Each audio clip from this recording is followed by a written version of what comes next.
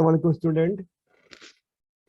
हाँ, जैसा कि आपके इल्म में है कि मैंने क्लास ये आज उनके लिए रखी है जिनको पिछली दो क्लासेस में मसला आ रहा था और वो उनका बैकग्राउंड शायद कॉमर्स से नहीं था और उनको शायद नो हाउ नहीं थी अकाउंटिंग की और इसकी बेसिक वगैरह की और इसके रूल्स की। तो मैंने देखा था, मैं लास्ट क्लास में खासतौर पर मैंने नोट किया कि स्टूडेंट काफ़ी परेशान हो रहे थे।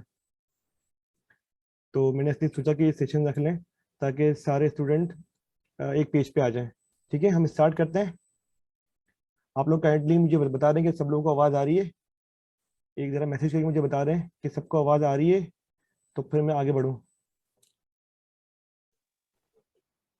Yes sir. ओके, चलो स्टार्ट करते हैं।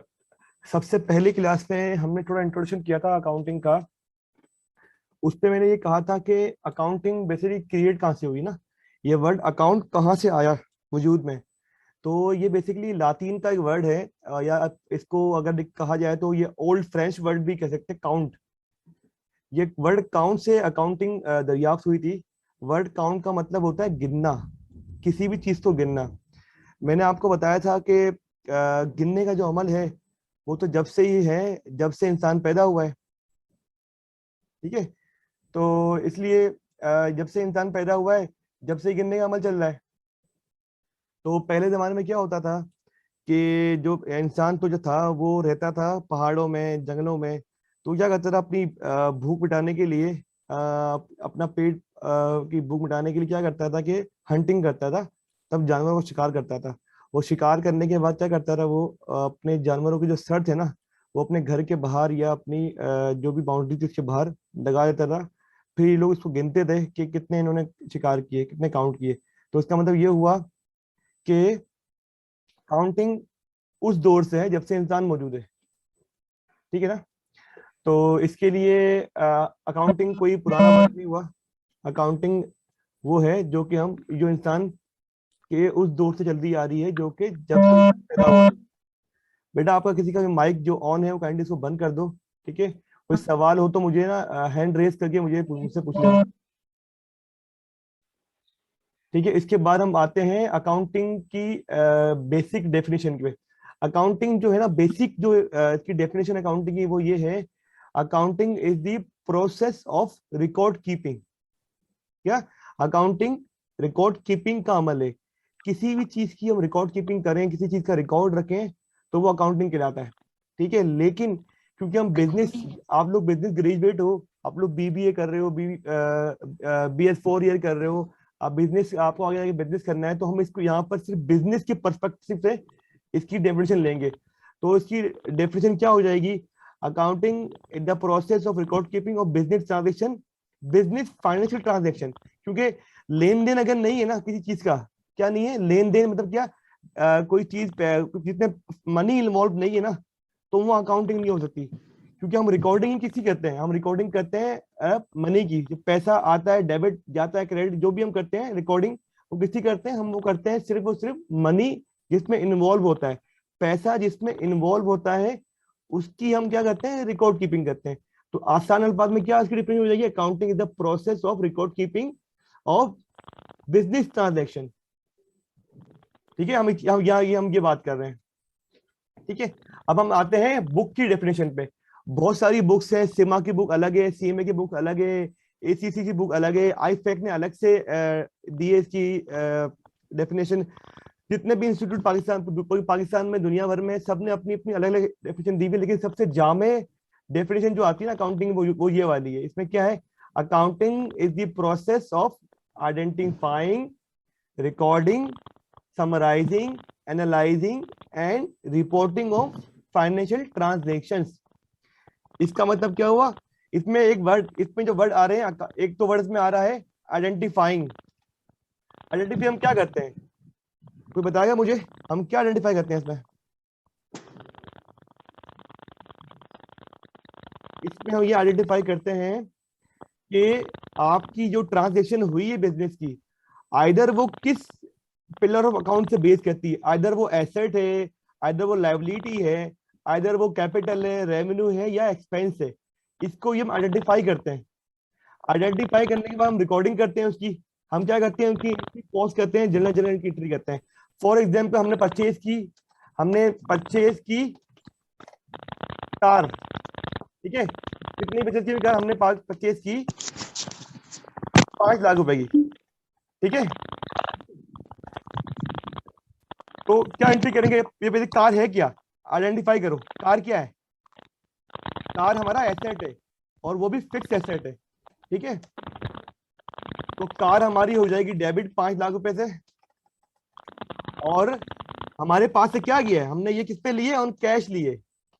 तो हमारे पास से क्या गया, हमारे पास से गया कैश। तो कैश क्या हो जाएगा, कैश हो जाएगा आपका क्रेडिट।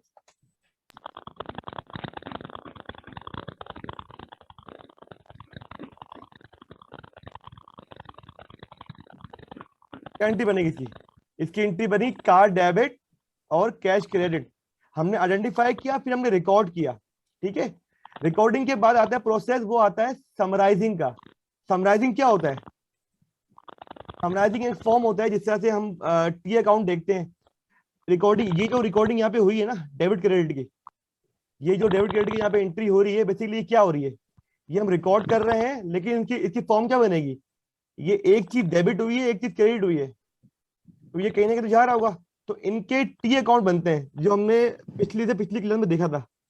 कार का टी अकाउंट अलग बनेगा, कैश का अलग बनेगा। तो ये कार जाओ होके डेबिट हो रही होगी अपने टी अकाउंट में जाके, और ये जो कैश होगा वो क्या हो रहा होगा, क्रेडिट हो रहा होगा। Got it.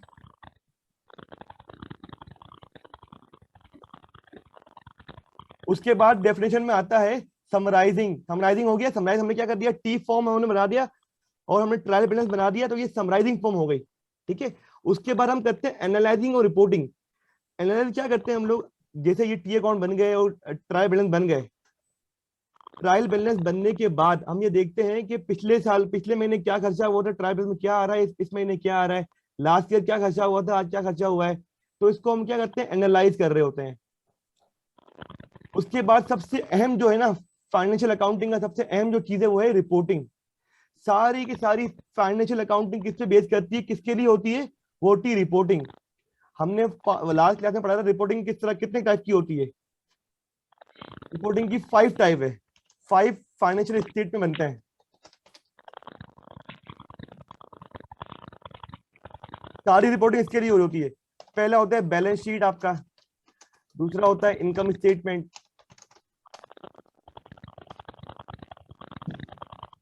थर्ड होता है आपका चेंज ऑफ इक्विटी, इक्विटी में क्या चेंज आ रहा है आपका, ठीक है। फोर्थ आपका होता है कैश फ्लो स्टेटमेंट। पांचवा होता है आपका नोट्स टू डी अकाउंट।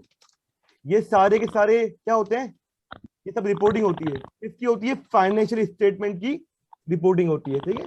ये 5 की 5, ठीक है। Accounting in the process of identifying, recording, summarising, analysing and reporting of financial transactions. Got it. फिर उसके बाद हमने पढ़ा था कि टाइप्स ऑफ अकाउंट कौन सी होती है। हमने पढ़ा था कुछ बेसिक टाइप अकाउंटिंग की, इसमें होती है फाइनेंशियल अकाउंटिंग। ये जो डेफिनेशन ऊपर दी गई ना, ये वाली, ये बेसिकली फाइनेंशियल अकाउंटिंग की डेफिनेशन ही है।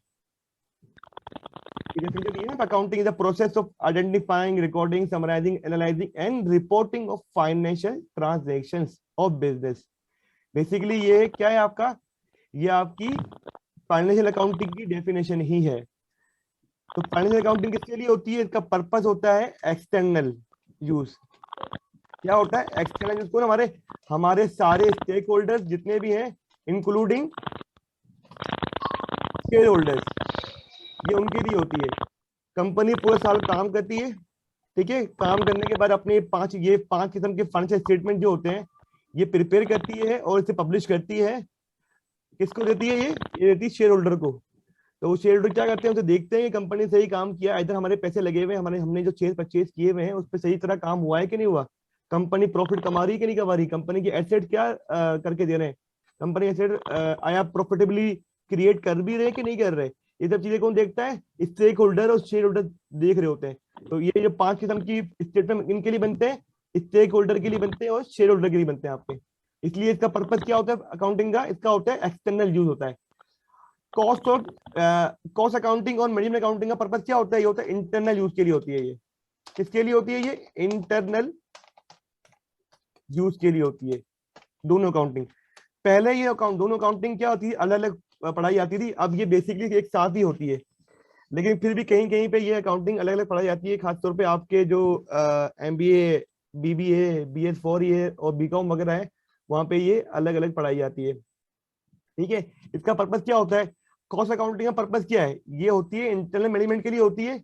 लेकिन इसका पर्पस क्या है, इसका पर्पस है प्रोडक्ट किया प्रोडक्शन कॉस्ट निकालना। ठीक है, इसका इसका पर्पस क्या होता है, डिसीजन मेकिंग। किसका, मैनेजमेंट अकाउंटिंग का क्या होता है मकसद, डिसीजन मेकिंग। इन दोनों को साथ इसलिए पढ़ा जाता है क्योंकि कॉस्ट की बेसिस पे ही डिसीजन लिए जाते हैं। हमेशा अकाउंटिंग के अंदर डिसीजन लिए जाते हैं वो कॉस्ट एंड बेनिफिट एनालाइज करने के बाद दिए जाते हैं। इसलिए बाहर मुल्कों की जो एजुकेशन है, ACCA, सेमा, CMA, CPA, वहां पे ये दोनों इस्तेलाहात जो अकाउंटिंग की है ये एक साथ पढ़ाई जाती हैं, क्योंकि डिसीजन हमेशा कॉस्टिंग की बेसिस पे लिए जाते हैं। उसके बाद आती है टैक्स अकाउंटिंग। टैक्स अकाउंटिंग किसके लिए होती है, ये होती है गवर्नमेंट एंटिटीज के लिए होती है। किसके लिए होती है, गवर्नमेंट के लिए होती है। इसमें कौन सी चीज होती है, इसमें होते हैं FBR। इसमें हम क्या करते हैं, इसमें हम ये करते हैं कि पूरा साल जो हमने काम किया होता है, कब, पूरे फाइनेंशियल ईयर में जो भी हमने रिकॉर्डिंग की होती है अपनी ट्रांजेक्शन की, जो भी हमने सेल परचेज किया होता है, बैलेंस शीट जो भी हमारी बनती है, जुलाई से स्टार्ट होता है फाइनेंशियल ईयर। फाइनेंशियल ईयर जो होता है आपका वो स्टार्ट होता है 1 जुलाई से स्टार्ट होता है आपका ये। ठीक है, और एंड कब होता है ये एंड होता है आपका 30 जून को। कब होता है, 30 जून को। तो 1 जुलाई 2000, फॉर एग्जाम्पल लास्ट की बात करें तो फर्स्ट ईयर 2020 से लेकर 30 जून 2021 तक के जो स्टेटमेंट होंगे ना फाइनेंशियल ईयर के, वो कहाँ फाइल होंगे, वो फाइल करते हैं हम लोग, FBR को सबमिट करते हैं। तो वो क्या अकाउंटिंग होती है, वो अकाउंटिंग टैक्स अकाउंटिंग होती है। इसका पर्पस क्या होता है, इसका पर्पस होता है इनकम टैक्स कैलकुलेशन, कि आपको कितनी इनकम टैक्स की पेमेंट करवानी है गवर्नमेंट को। ठीक है, और दूसरा होता है एनुअल रिटर्न की प्रिपरेशन। ठीक है, टैक्स अकाउंटिंग सिर्फ किसके लिए होती है, एनुअल रिटर्न की प्रिपरेशन के लिए होती है बस।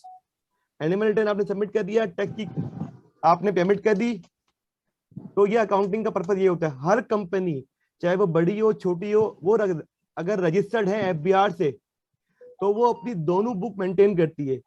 एक बुक होती है आपकी कंपनी बुक और दूसरी बुक होती है आपकी टैक्स बुक।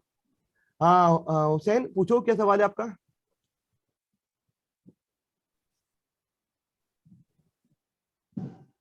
हाँ बेटा पूछो। Okay okay okay okay.